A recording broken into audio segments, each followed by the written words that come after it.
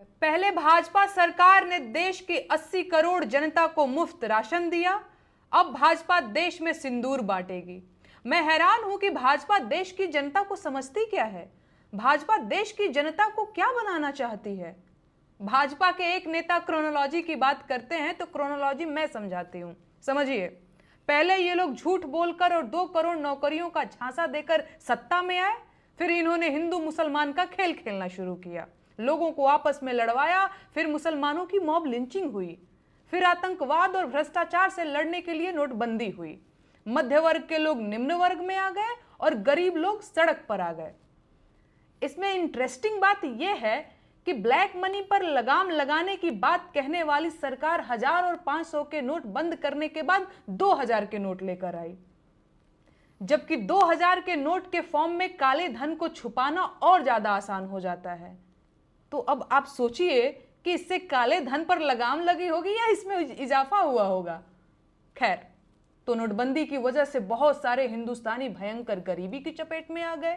लेकिन इस दौरान मोदी जी की सरकार नौकरी के सवालों के जवाब में हिंदू मुसलमान की बातें करती रही।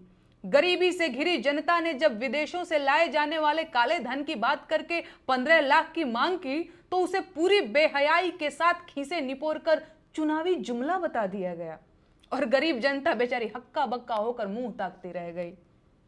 फिर आया कोरोना, लॉकडाउन लगा। दवाइयों और ऑक्सीजन की कमी से लाखों लोग मरे और बर्बाद हो गए। अस्पतालों से लेकर शमशान घाट तक लाइनें लगी थीं और देश की आधी आबादी सिर मुड़ाए घूम रही थी। लेकिन मोदी जी थाली पिटवाते हुए आपदा में अवसर का नारा लगा रहे थे।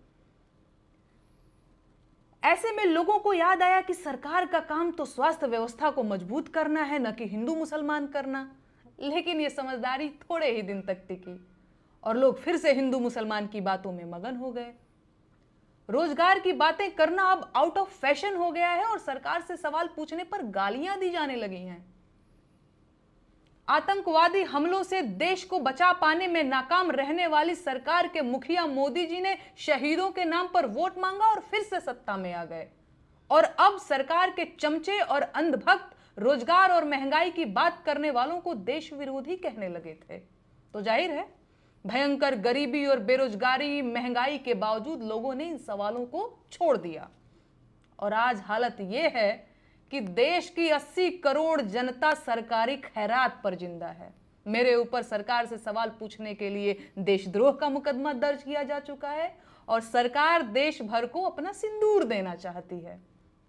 अब मुफ्त सरकारी अनाज खाएंगे